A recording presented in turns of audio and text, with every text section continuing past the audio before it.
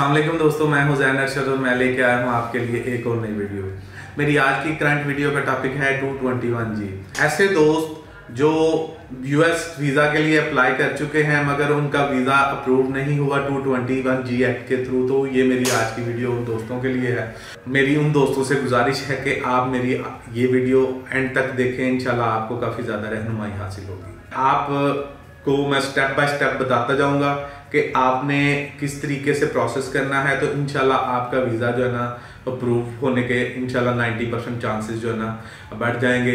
अगर आप मेरा तरीका स्टेप बाय स्टेप फॉलो करेंगे तो इंशाल्लाह आपके लिए काफ़ी ज़्यादा ये मेरी वीडियो हेल्पफुल होगी। मेरी छोटी मोटी गलतियों को इग्नोर कीजिएगा। मेरे अल्फाज में अगर थोड़ा सा तसलसल नहीं है तो इन चीज़ों को आप इग्नोर कीजिएगा। इन चीज़ों को इग्नोर करते हुए आगे चलते हैं और मैं आपको बताता हूँ स्टेप बाय स्टेप के आपने ईमेल का रिप्लाई कैसे देना है। अब मैं अपनी विंडो स्क्रीन की तरफ चलता हूँ और आपको बताता हूँ कि कैसे आपने इसका रिप्लाई आपने तैयार करना है। मेरे एक क्लाइंट थे, उन्होंने 2021 में वो इंटरव्यू के लिए गए तो वीज़ा ऑफिसर उनसे थोड़ा सा अनसेटिस्फाइड था। तो लेकिन इनका प्रोफाइल और इनकी बड़ी अच्छी ट्रैवल हिस्ट्री थी, सो उसने इनको कम्प्लीटली रिजेक्ट नहीं किया। तो उसने 221G के एक्ट के थ्रू इनका जो ना वीज़ा रिफ्यूज़ कर दिया। उसके तहत हुआ क्या कि हमें एक ईमेल आई, तो उस ईमेल का हमने रिप्लाई तैयार किया और विद इन 3 मंथ्स जो है ना हमें ईमेल एक एम्बेसी की तरफ से एक ईमेल आई और साथ में एम्बेसी की तरफ से कॉल आई कि आप अपना पासपोर्ट आके हमारे AEG के ऑफिस में सबमिट करवाएं ताकि हम आपका वीज़ा स्टैम्प करके आपको वापस भेजें। तो सबसे पहले जो ईमेल आई है मैं पहले वो आपको साथ शेयर करूंगा। 221G के थ्रू जो ईमेल आई हमें मौसूल हुई वो उसका कुछ यूं था। उसमें उन्होंने सबसे पहले कहा कि आपने अगर ईमेल करनी है तो इस ईमेल एड्रेस के ऊपर, ये जो जिसके नीचे मेरा कर्सर चल रहा है, इसमें आपने इसको मतलब यहाँ पे रिस्पॉन्स देना है, ठीक है। और आपने you are not limited to 2 responses per each question, आप सिर्फ एक क्वेश्चन का एक ही जवाब दे सकते हैं। और उस पे ही उसने मतलब ये थोड़ी सी मतलब साथ उसने इंडिकेशन दी कि ये आपने करना है। साथ में उसने सबसे पहले हमारी ट्रैवल हिस्ट्री के बारे में उसने पूछा कि आप अपनी ट्रैवल हिस्ट्री जो है ना वो कम्प्लीटली सबमिट करवाएं पिछले 15 साल की, और उसमें आपने लोकेशंस जो आपने विजिट की हैं, आपने जिन डेट्स पे विजिट की हैं और आपके सोर्स ऑफ फंड्स क्या थे और आपका लेंथ ऑफ स्टे क्या थी। असल में ये क्वेश्चंस ऐसे हैं जो मतलब इसमें खास कोई मुश्किल बात तो कोई भी नहीं है, लेकिन थोड़े थोड़े ऐसे क्लूज हैं जो लोग सोचते रहते हैं कि हम इस मतलब क्वेश्चन का अगर बेस्ट रिप्लाई देना हो तो उसका तरीकाकार क्या होगा। तो ये सारी छोटी छोटी चीज़ें मैंने इसके अंदर इंक्लूड की हैं। तो मैं मतलब यही आपके साथ जो है ना सारी चीज़ें शेयर करूंगा।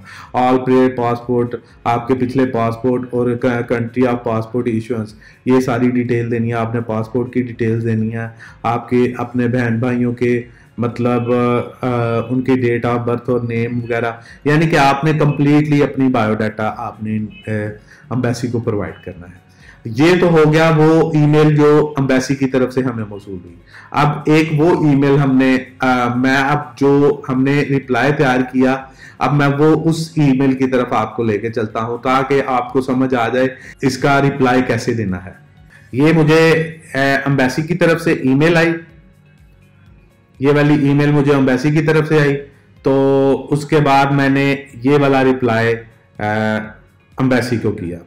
रिस्पेक्टेड इमिग्रेशन ऑफिस, फर्स्ट मैंने थोड़ा सा शुक्रिया अदा किया, ठीक है, और बताया कि मैं इस डेट को इंटरव्यू के लिए अपीयर हुआ था, लेकिन आपने 221G के थ्रू जो है ना मेरा वीज़ा रिफ्यूज़ कर दिया था, ठीक है। इसके बाद मैंने एक कम्प्लीटली ट्रैवल हिस्ट्री जो है ना, जो तकरीबन 28 जो है ना कंट्रीज बन रहे थे उस टाइम, तो उनका मैंने सारा कंप्लीट बायोडाटा कहाँ कहाँ पे गए और ये कैसे हमने अफोर्ड किया, ये सारा कुछ जो है ना मतलब ये सारा कुछ जो है ना इसमें मेंशन किया। इसमें सबसे पहले जो चीज़ें हमने मेंशन की हैं वो उसमें ये जो मतलब आपको मैं क्लू देना चाह रहा हूँ, आप उसने पूछा कि आपका सोर्स ऑफ फंड क्या था।